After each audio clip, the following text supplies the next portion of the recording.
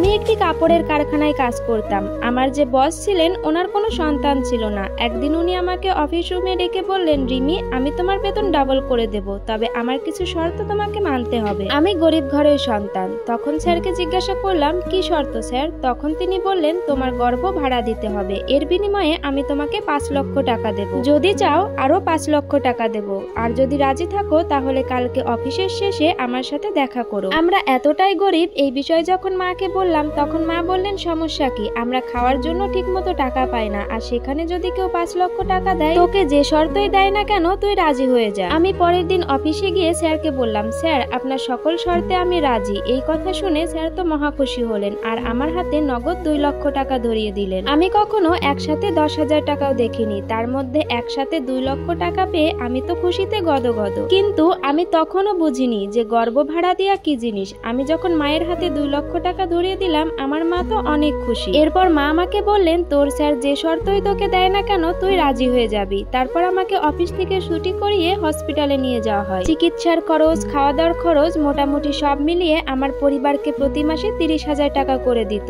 সময়ের সাথে সাথে আমার শরীরের অনেক পরিবর্তন হতে থাকে। আমি বুঝতে পারি আমার ভেতরে কেউ একজন বড় হচ্ছে। সব সময় স্যার এবং তার বউ আমাদের সাথে যোগাযোগ রাখতেন। আমার শরীরে কোনো রকম সমস্যা হওয়ার আগে আমাকে প্রাথমিক চিকিৎসা দেওয়া হতো। নির্দিষ্ট ডক্টরের কাছে সবসময় চেকআপে রাখা হতো। এভাবেই দিন পার হচ্ছিল। 6 মাস পর পেটের মধ্যে হালকা নড়াচড়া টের পেতাম, ছোট দুটো পায়ের হালকা লাথি। রাতে শুলে মনে হতো পেটের মধ্যে কেউ যেন ডিগবাজি করছে। একা একাই বলতাম, কেন এমন করিস সোনা, তুই তো কিছুদিন পরে আরেকজনের ঘরেই চলে যাবি। তখনও আমি ভাবতাম, সন্তান আমার নয়, টাকার বিনিময়ে অন্য কারো সন্তান আমার গর্ভে বড় হচ্ছে। 8 মাসের শেষের দিকে পেটটা বেশ বড় হয়ে গেল। বাড়ি থেকে বেশ খানিকটা দূরে একটা ফ্ল্যাটে মালিক আগে থেকেই আমাদের থাকার ব্যবস্থা করেছিল, যাতে কেউ বুঝতে না পারে। 8 মাসের শেষের দিকে আমি তার পুরো নড়াচড়া বুঝতাম। একটা অদ্ভুত মায়া হচ্ছিল তার জন্য। 9 মাসের প্রথম সপ্তাহে চেকআপের জন্য নিয়ে যাওয়া হয় আমাকে। চেকআপের পর জানতে পারি ছেলে বাবু হবে। মালিক এবং তার বউ তো মহা খুশি, কিন্তু আমার ভেতরটা দুমড়ে মুচড়ে যাচ্ছিল।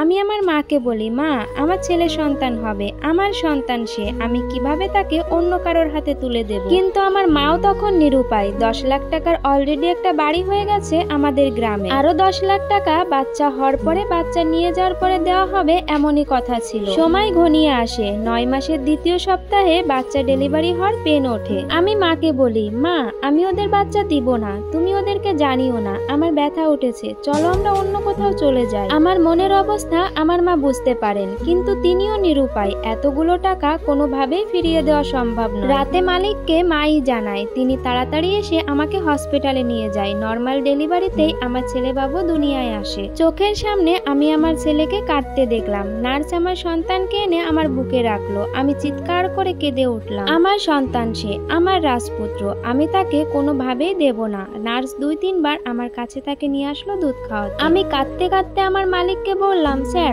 আপনি আমাকে যা দিয়েছেন সব নিয়ে যান, প্রয়োজনে আমার কিডনি নিয়ে যান, আমার বাবাই যে ঘর বানিয়েছে সেটাও নিয়ে যান, কিন্তু আমি আমার সন্তানকে কিছুতেই দেব না। তখন আমার স্যার আমাকে একটা থাপ্পড় দিয়ে বলল, তোর লজ্জা লাগে না এসব বলতে? তোর কথা মতোই তো আমরা এতদিন অপেক্ষা করেছি। এরপরে কিছু বললে পুলিশে দেব। চেকটা আমার মুখের উপর ছুঁড়ে দিয়ে নার্সের থেকে আমার সন্তানকে নিয়ে গেল ওরা। আমার কান্নায় পুরো হসপিটালের লোক দৌড়ে এলো। সদ্য মা হয়েও নিজের সন্তানকে ধরে রাখতে পারলাম না। গ্রামের বাড়ি ফিরে আসি, কিন্তু আমার মন তো পড়ে আছে আমার সন্তানের কাছে। ছুটে যায় আবার আমার মালিকের ঠিকানায়, কিন্তু ওরা আর সেখানে নেই। কারখানায় গিয়েও জানি ওরা কোথায় গেছে কেউ জানে না। আমি এমন এক কলঙ্কিত মা যে নিজের সন্তানকে টাকার বিনিময়ে বিক্রি করে দিলাম। নিজেকে কখনোই ক্ষমা করতে পারবো না। জানি না নিজের সন্তানকে আর কখনো নিজের চোখে দেখতে পারবো কিনা। এই সম্পূর্ণ স্টোরিটা একটা আপুর লাইফ থেকে নেওয়া। আমার বাস্তব জীবনের সাথে কোনো রকম কোনো মিল নেই।